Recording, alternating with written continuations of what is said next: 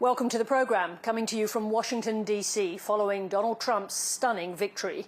And coming up, one of America's most famous reporters, Bob Woodward, on his surprising optimism about Donald Trump, Adam Harvey's swing state diary, and Laura Tingle on Australia's reaction to the result.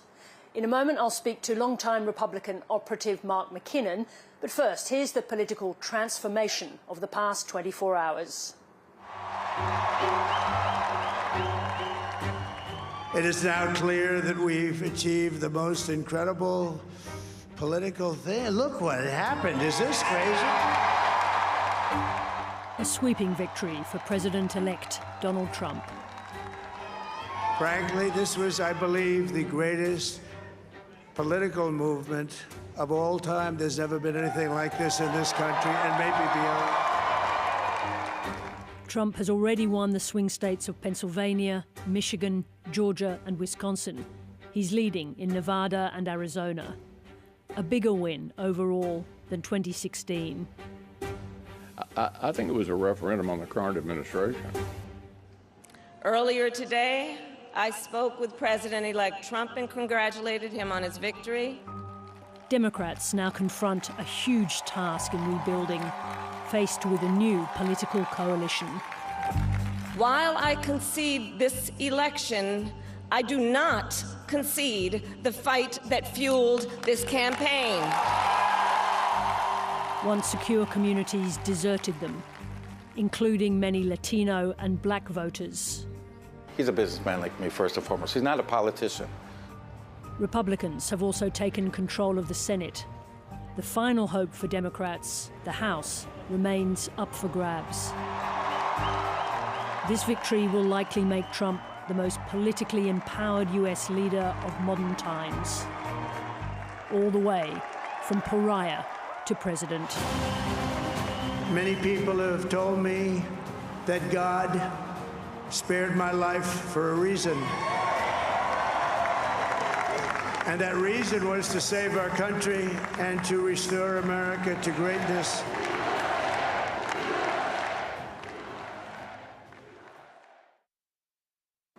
I spoke to Mark McKinnon in Pennsylvania. Mark McKinnon, welcome to 7:30. Glad to be aboard, Sarah. How are you? More to the point, how are you feeling today? Well, stunned and surprised, as is almost everybody here in America and most of the world. The fact that Trump won was not necessarily shocking. The polling all along had it very close, but he won in such convincing manner across the board. Just a realignment of the coalitions that have typically elected Republicans. He won with Hispanics, he won with black voters, he won with young voters, which I think is a really important point. But at the end of the day, I think the question is what happened?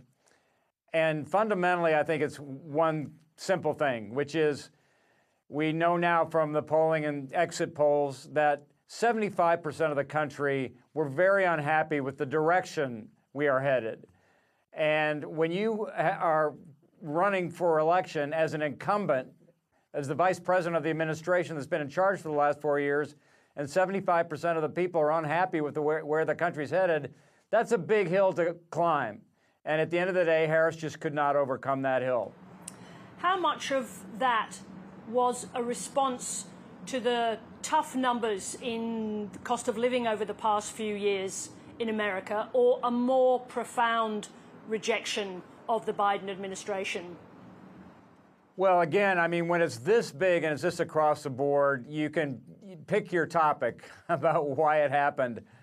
But again, the simplest explanation, I think, is the right one, which is people were unhappy. They wanted a change. They're unhappy with what they got, and a big part of what was happening in America is that there was inflation. People were unhappy with the economy. The border was an issue. But definitely the economy played a role in all the polling. People cite, basically that they did not feel like their economic interests had been top of mind for the Biden administration, and they thought Trump would deliver better on the economy. Tell me about Pennsylvania, where you are, because we all expected it to be the pivotal state, but Trump was able to put together a very powerful winning coalition, a bigger coalition statewide than any Republican has ever done. How did he do that in the big state, the big key state of Pennsylvania? Well, he did it here, which is, the pivotal key swing state. But as it turned out, he won all the swing states. And by the way, he won the, the overall vote, which is the first time a Republican has done that since my old boss, George W. Bush, in 2004. So it's a really across-the-board thing. The thing that caught my attention among the new voters that he attracted was young voters. And Gen Z voters made up 1 in 10 voters in 2020, and they made up 1 in 6 this time. And there was just a presumption that because they're young, they're usually more liberal. Biden won young voters by 23 points. Harris, amazingly, only won them by 11 points. So there was a 12-point gap. She did 12 points worse with young voters, even as a woman of color who you'd think would do very well with young voters. So that's really, that there's something going on with young voters that the radar didn't pick up. Young voters, who you would expect to be Democratic, were largely voting for Trump, young men especially, but even many women. Let me just ask you about the Latino vote, because the phenomenon of Latinos moving towards the Republicans and certainly being enthusiastic about Trump is not new, but it was bigger than before. Did the Democrats fail to deal with that issue going into the election? Yeah, a big problem for the Democratic Party is that they've had these coalitions that include Hispanic and black voters that they've largely been taking for granted for years. Because they voted Democratic for so long, they just assumed they would continue to, and ignored them. And I spent a lot of time in Texas with George W. Bush, and there were a lot of people that said, "Oh, there's a growing number of Hispanics in Texas, so that means it's going to turn Democratic." Just subscribing to that mythology that all Hispanics are liberal. Well, they're not. In fact, they're very conservative. In fact, Trump won all the border counties in Texas that are almost, a huge majority Hispanics. And Trump has a very blue collar. I mean, he picked off part of the new coalition that he's stolen from Democrats is white working people in America. But the thing that's surprising is the number of blacks and especially Hispanics. I think when you net it all out, the number of Hispanics is going to be an eye-popping number that voted for Trump. So does that add up to a profound realignment in American politics? There's absolutely a profound realignment in American politics. There's no question about it. I mean, that's the thing about the size of this win. It's like, had it been closer, you could go back and say, well, because Harris didn't do this or didn't do that. I think arguably with these results, it wouldn't have mattered who the Democrats elected. Americans were just tired of Democrats, Democratic policies, and because of the realignment among demographic groups, this is going to be, a huge opportunity for Republicans going forward and a huge challenge for Democrats to try and figure out how they put it back together. Let me just ask you about Kamala Harris. You just said you think it wouldn't have made any difference who the candidate was. Would it have made any difference if she'd had more time, a proper primary process? Did she just not have enough time to define herself, or did she make the wrong campaign choices? Yeah, listen, I think that it was a huge challenge to run a presidential campaign in just 100 days. The campaigns that I've worked on, you have years to develop your reflexes and your abilities to campaign and do well. And to interact with voters, to have your policy positions, and so to do that in 100 days was a really, really high bar for Harris. I mean, I think she did pretty well. But again, I'll just say she was a pretty good candidate, especially for coming out of the chute in just 100 days. So I don't think there's anything you could point to. I mean, she made mistakes about not being, arguing more clearly for change or how she would have been different for Biden. I think that was problematic, and I think that was a mistake. But at the end of the day, I don't think that that's what killed her campaign. There were much larger forces at work here, just generally about an appetite for change. The Democrats were in power. People said, we're done with them. Time for a change. And just about you, you're a Bush Republican.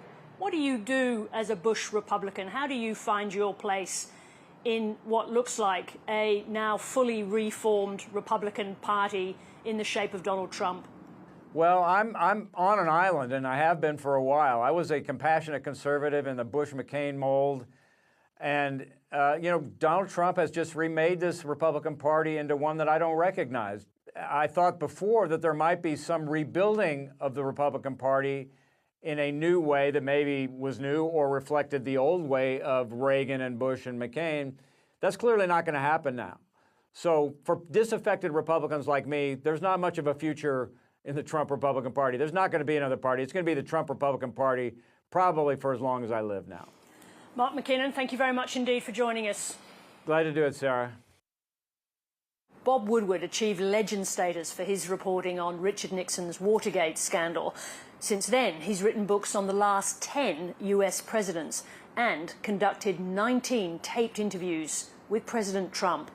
That's how he got to know the mind of the man. You changed the Republican Party. You realize that? 95% approval rating. Nobody's ever been at 80. Ronald Reagan was 87. Okay, is this a movement? No. Who's the heir? And I'll tell you what, the heir will have to be determined. That's to be determined. As an example, the Republican Party has always been known for disloyalty to each other. Okay, they always broke up. I will say this, and this isn't a threat, because it's not a threat, but if they won against me, they all lose their election. His latest book, called War, offers the starkest warning about the dangers Trump poses. But earlier today, he expressed surprising optimism about the prospects of a second Trump presidency. Bob Woodward, welcome to 7:30. Thank you. What was going through your head yesterday as the result became clear? Amazing. Isn't American democracy something? I wrote out something that was a note they found on Richard Nixon's bedside when he was president. And if I may read it, it's brief because it really resonated with me. Nixon, in this note, wrote, "A person is not finished when he or she is defeated. A person is defeated when he or she quits." I had that thought, and I say this to everyone, Australians included, and that is, don't quit or give up on American democracy. It has its ups and downs, it has its struggles, but I believe it's strong even now. I'm slightly surprised to find you so optimistic, given the words that you wrote about Donald Trump in your book. You described him as reckless, impulsive, governed by fear and rage, also calling on your previous books. How does all of that allow you to be optimistic about a second Trump term? Because people grow, even old men. And he now has to realize, I've got to know him very well, I spent hours interviewing him.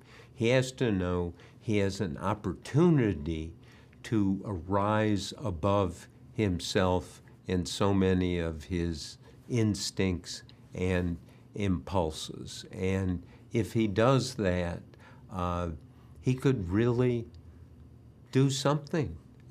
The office, I've written about 10 presidents going back to Nixon. The concentration of power in the presidency is almost immeasurable. And Trump might see that moment. There is a point in my book, War. This is this summer after he's been shot, you remember, and he has that bandage over his ear. And he, to the crowd, gave the following speech. "The discord and division of our society must be healed," Trump said. "As Americans, we are bound together by a single fate and a shared destiny. We rise together or we fall apart. I am running to be president of all Americans, not half of America, because there is no victory in winning only half America." Now, he changed in that very speech and said some very dark things at the same time. But let's give him a chance. And yet, just to stay on that point, he did return to the themes of vengeance and retribution. His language became dark again, and it mirrors more closely the warnings given to you by the very senior Americans who worked with him in his previous term. So apart from a state of optimism that you live in, why would you set aside the views of those very serious people who warned he had fascistic impulses? Because, I mean, not only, I mean, he was a fascist to the core, according to General Mark Milley, chairman of the Joint Chiefs, the #1 American military man. Because, you know, these are people who spent their lives defending America, so they really believe in the country. And if Trump makes a concerted effort, maybe he can reach out to some of them. Maybe not, and maybe my optimism or my hopefulness will be snuffed out by reality. That often happens. But those are the words that Trump said this summer. Some dark things, but also some light things. Now, his resounding victory, because it was a resounding victory, tells us something else. It tells us that his Republican colleagues were wrong, people and his Republican colleagues were wrong to treat him as an aberration. Now, I think Lindsey Graham, in your book, told you something similar to that, didn't he? Yes, a senator from South Carolina, a very good friend of Trump's. Yes, that's all out there also. But you come to a moment in your life, every individual, and Trump may come to this moment. He may not. I'm just.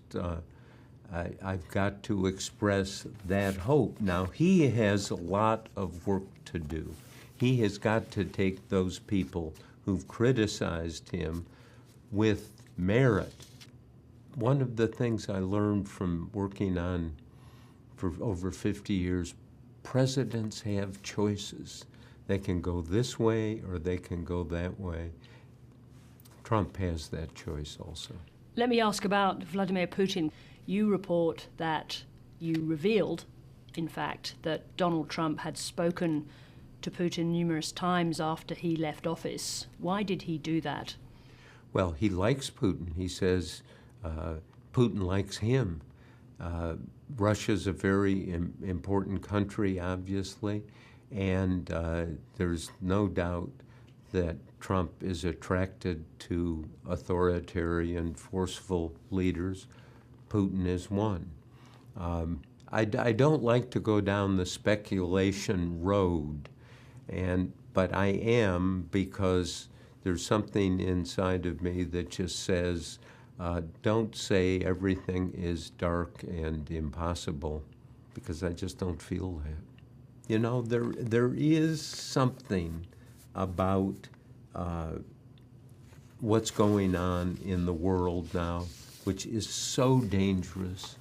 And I know so many people who serve in the national security fields who just tremble at the danger that there is, and I write in my book about the conclusion quickly that there's a 50% chance that Putin, leader of Russia, would use a tactical nuclear weapon. Should that happen, we go into a new realm. The silent shadow of nuclear weapons hangs over everything.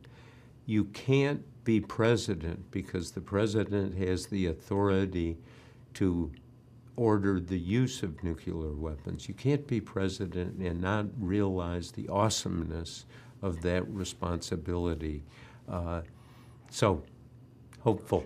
You know Donald Trump quite well. You spent a lot of time thinking about him. And the last year of his presidency, I did 19 interviews with him for 9 hours. So given that, when you think about the things that he says, he threatens NATO, he talks about bringing Putin and Zelensky together to end the war in Ukraine, how much of that is Donald Trump bombast and how much of it is a plan, is serious? Well, you know, you can have a plan and it gets discarded or improved. Here's the question. Here's the question history can only answer, and that is, as President of the United States, will Donald Trump rise to the occasion? If he falls to the occasion and does some of the things that he has threatened to do, you know, then we are in for one of the darkest periods of U.S. history and world history. Let me ask you a final question about Joe Biden, because there will obviously be deep recriminations within the Democratic Party about this loss. Should Joe Biden have run the second time? Should he have made clear that he would not run again? No, look, I mean, that's politics and that's personal. But what Joe Biden did, and I show this in my book, he refused to send U.S. ground troops to Ukraine. That was a pivotal decision, because now we don't have ground troops involved in that war. And Joe Biden, 81, I happen to be 81.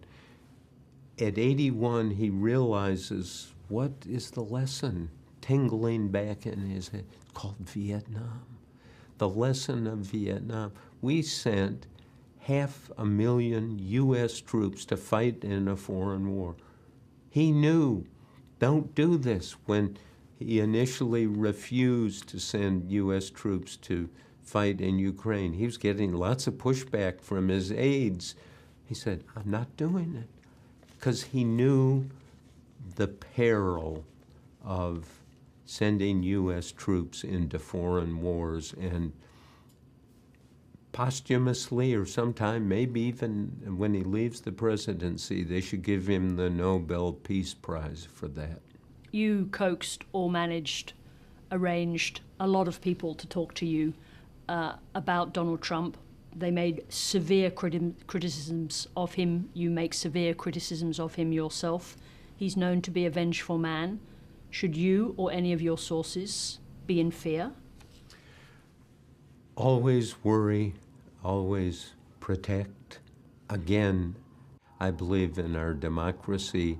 I don't feel in danger or threatened, and maybe events will prove me wrong, but you know, remember, this is what is it? I tried to say it again. Don't give up on American democracy. I'm not. It's a hell of a message on this day. Bob Woodward, thank you very much indeed. Now for the view from Australia from our chief political correspondent, Laura Tingle. Laura, we understand that the Prime Minister got his call through to the victor at Mar-a-Lago today. What do we know about their discussion? Sarah, it sounds like it was a slightly more normal discussion in such circumstances than might have occurred in 2016. The two men went through the usual paces of confirming what a close relationship the two countries have, how important we are as allies, all of those sorts of basic niceties. It did, I think, significantly include mention of AUKUS, because there had been some question mark amongst some commentators about what might happen to AUKUS under a new Trump presidency. So it was basically a setting the scenes conversation, establishing a line of communication ahead of President-elect Trump's actual elevation to the office in January. So it was pretty standard stuff. There wasn't any discussion, I don't think, of getting rid of the Australian ambassador to Washington, Kevin Rudd, or anything controversial like that. It was really just about reaffirming and confirming that the two governments could have a good relationship. You say that AUKUS was raised. Do we know in what terms? Sarah, I think given the nature of the conversation, there was just a general acknowledgement that AUKUS was now a key part of the relationship. Now, at the Australian end, there's no great concern that AUKUS is under any sort of threat of Donald Trump leading America out of it. Pragmatically, the Americans in the early stages of AUKUS get to have some of their submarines, their own submarines, based here in Australia. Of course, we've now got B-52s, a troop rotation, 50,000 US troops. We've become a forward base for America in the last few years. And there's no reason as a result, particularly since we're going to be contributing $3 billion towards the cost of the US building more submarines in their own shipyards, there's no reason for them to withdraw at this point. One of the issues we understand will be a priority for the new Trump administration is the potential for tariffs. Now, that could obviously have a huge impact, could have huge ramifications in Australia, Laura. How much concern is there in Canberra already about the prospect of tariffs? I think it's mainly seen as in terms of the global disruption of the big tariffs being discussed being put on China, Sarah, the talk of 60% tariffs on China from the US and what the knock-on effects would be for the Australian economy of that into areas like lithium and some of our resources exports to China. Now, given that we were able to escape a lot of those tariff impositions in the last Trump term, I don't think there's a real concern that we'll get the lower 10 to 20% tariffs that have been discussed. But essentially nobody actually knows exactly how President-elect Trump may proceed with this. So it's a general sort of observation that it's going to be disruptive for the globe rather than a concern that it may disrupt our bilateral relationship. Now, on the political level, has Trump's victory, in a sense, put the wind in the opposition leader's sails? You can certainly see Peter Dutton in his comments today in a radio interview taking up some of those themes from Donald Trump-style electioneering. Once again, he's talked a lot about the problems of too much immigration. It mixes up a lot of talk about illegal immigrants and too much other sorts of migration. So that's one theme that's come out, and he has said that just as immigration was a big issue in the US election, it will be a big issue in the Australian election. For the government's part, it's actually taking a different message out of the election in the US, which is about cost of living, that it was completely primary, and it believes that it's pretty well placed now in terms of its rhetoric and its defences on cost of living issues. And just briefly, Laura, on climate, because we know that in campaigning, at least, Donald Trump said he would pull out of the Paris Accords commitments to net zero. Again, what is the view from Canberra about, if he goes ahead with that, what's the view from Canberra about the consequences? Well, interestingly, Sarah, both sides of politics here are continuing to commit to net zero, regardless of what Donald Trump does in terms of taking America out of Paris. Obviously, it's not a great thing if that is what is to occur, but the government is certainly saying we are going to proceed as we thought. And also the assessment is that in some ways the real mover here in the global situation, both in terms of emissions and in terms of transitional technologies and things, is China. So as long as China sees an interest in continuing the path towards lower emissions, that will be the most important thing, the most important signal in global policy in the next decade or so. Laura Tingle, thank you very much indeed for talking to me, especially here in Washington. Thank you. Thanks, Sarah. As we've been hearing tonight, Donald Trump was able to tap into the national mood here. Adam Harvey has spent weeks filing stories for 730 from across the US and saw this firsthand.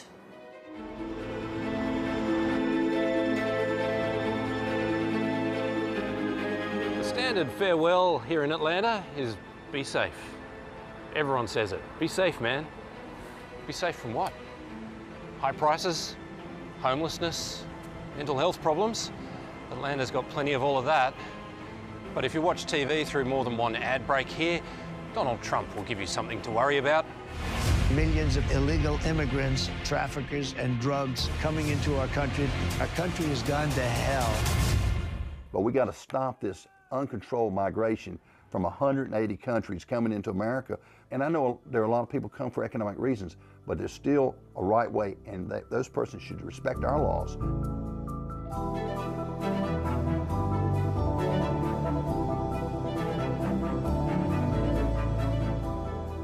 Pennsylvania is split right down the middle, and so especially is this place, Northampton County. It went for Obama twice, then Trump, then Biden. Where it goes, so does the nation. For the people here living through election 24, it's dividing colleagues, couples, neighbours. It's exhausting. My wife is an ardent Trump supporter. She really looks at Trump as the orange Jesus, the savior of the nation. And I have to live with her, but she's a fine woman. Trump 2024. Across 4 swing states over the past 18 days, it's been easy to find people with strong opinions about Donald Trump. You just need to point a microphone at them. Kamala Harris, not so much.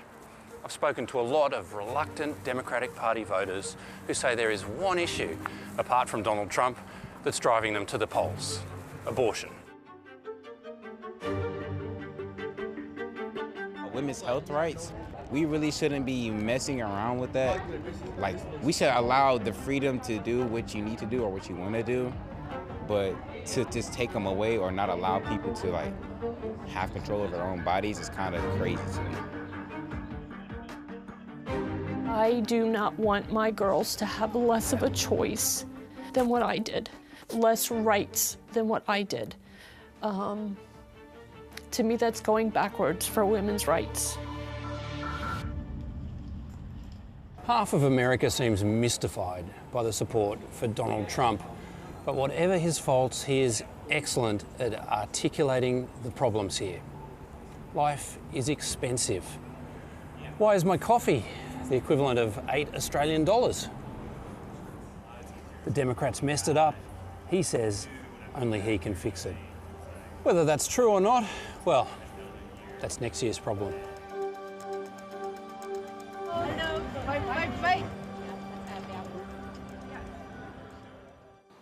That's the programme for this evening and for this momentous week here in Washington. Thank you very much indeed for your company. See you next week. Good night.